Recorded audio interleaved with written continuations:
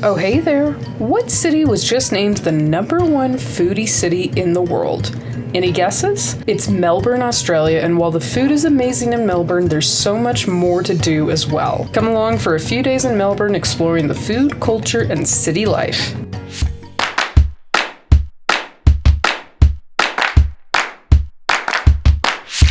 We flew into Melbourne from Brisbane and stayed for 3 days and 2 nights. And before we even start this video out, I gotta point out that it is Melbourne, not Melbourne. Americans have a lot of trouble with this just because we have Melbournes in the United States.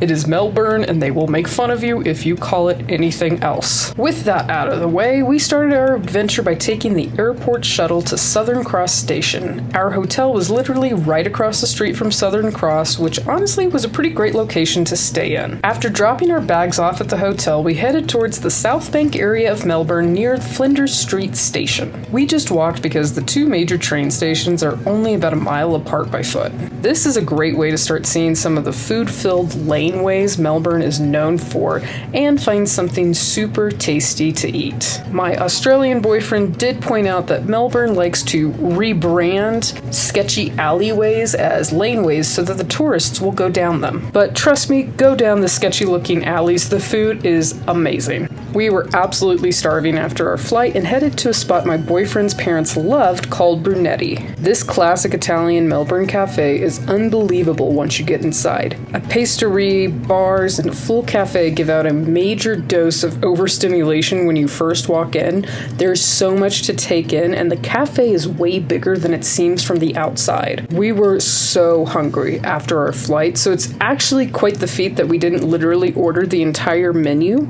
We ended up with a caprese sandwich, a massive arancini ball, polenta fries, walnut gnocchi, and my first cup of Melbourne coffee. Everything was delicious. The walnut gnocchi was sent directly from God, though. That stuff was unreal. The cup of coffee was wonderful as well. All of Melbourne is known for incredible coffee, and this cup did not disappoint. After enjoying our Italian feast, we headed towards the river and took in some of the cold weather Melbourne is notorious for. Coming from Colorado, personally, I loved this. We kept strolling down St. Kilda Road, walking towards the Shrine of Remembrance through the Botanic Gardens. This area is really lovely for a stroll, and the gardens are stunning. Once we got to the Shrine of Remembrance, we spent hours there, as both of us are history buffs.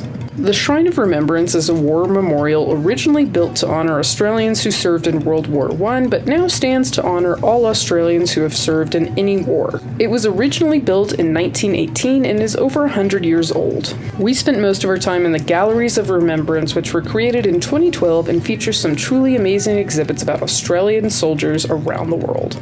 Not to totally history nerd out here, but there is a lifeboat that was deployed during the landing at Anzac Cove in the Gallipoli campaign here. The museum here has done an incredible job to tell the Anzac Cove story very well. If you're a history buff, you will love this exhibit. I think we spent close to 3 hours here. And even if you're not a history buff, you should go to the memorial. The views from the top are the best in Melbourne, and you can see the entire city from up here. It's gorgeous. Next, we headed back down St. Kilda Road to the National Gallery of Victoria. And yes, we are museum people. We go wild for some well thought out exhibits. Again, we spent hours at the National Gallery. I've been to national galleries in a lot of different countries at this point, and they are always worth stopping by when you've got a chance. As a general travel piece of advice, any museum a country is willing to call a national gallery has some of the best art of that country in it. The National Gallery of Victoria is no exception. We are also coffee people, and this gallery had a killer coffee shop. I did have a classic American moment here, though. When I ordered an iced coffee, they brought out espresso with ice cream. I died laughing and enjoyed my ice cream, though. They knew what I needed, not what I wanted. After quite a bit of time on our feet, we were ready to start using the tram system that Melbourne is known for. There's a free tram zone in Melbourne where you can get on the tram for free. It is super useful for anyone visiting the CBD of Melbourne. We headed over to the David Jones department store via tram to get my go-to souvenir. Anytime I go to a new country, like Australia, I get a perfume from that country to remember the trip by. I ended up getting Ocean Eyes from Who is Elijah. It is now one of my favorite perfumes. It smells like the seaside to me. After our shopping detour, it was getting close to dinner time. We headed back towards our hotel near Southern Cross Station and found one of the best restaurants I've ever eaten at in my entire life along the way. Welcome to the very unassuming Chai and Chilli, a fully vegetarian Indian restaurant that is truly out of this world. I actually have no idea what we ordered. We went up to the cashier and he asked us, "Is it your first time here?" And then he ordered for us. He knew exactly what we needed. The food was a mix of paneer sandwiches, wraps, and like a Hawaiian roll dish that you dipped in curry. The seasoning this place used was incredible. I love Indian food. I frequently eat Indian food, but this place was special. I can remember just how incredible the food tasted even now. Freaking go to Chai and Chilli if you are in Melbourne. After dinner, we were exhausted and full, so we headed back to the hotel for a good night's sleep. In the morning, we headed to the pickup spot for a Yarra Valley hop-on, hop-off wine tour.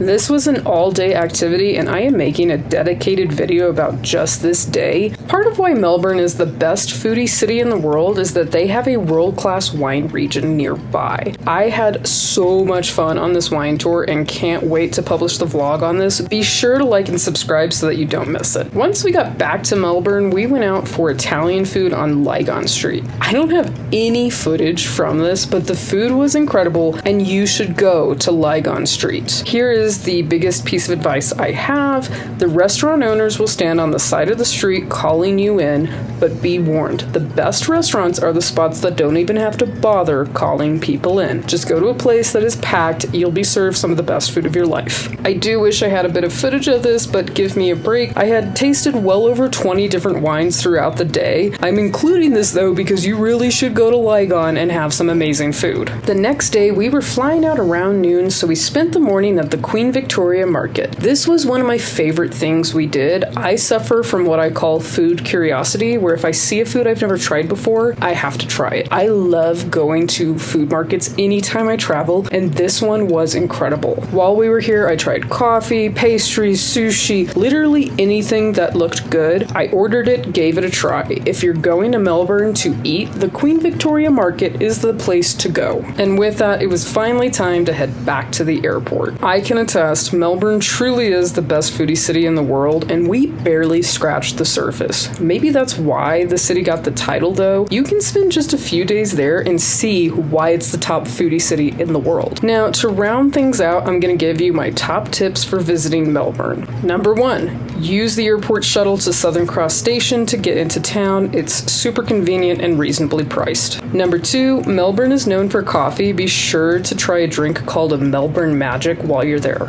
Number 3, go to the laneways in South Bank to find some good food. Number 4, visit the War Memorial and National Gallery between your meals. Number 5, spend a day in the Yarra Valley while you're there. Number 6, Ligon Street is worth your time. Do not go to the restaurants that are trying to call you in. Go to the ones that are jam-packed. And number 7, Queen Victoria Market is the best place to try a lot of different foods in a short amount of time. Overall, I had an incredible time exploring the best foodie city in the world, and I do truly recommend it as a destination to anyone looking for good food and culture in one spot. Be sure to like and subscribe to the Fruit Salad Social YouTube channel for more travel and food content. We have international cooking vlogs, content from more of Australia, content from Europe. It's all there. Be sure to like and subscribe, and I'll see you next time.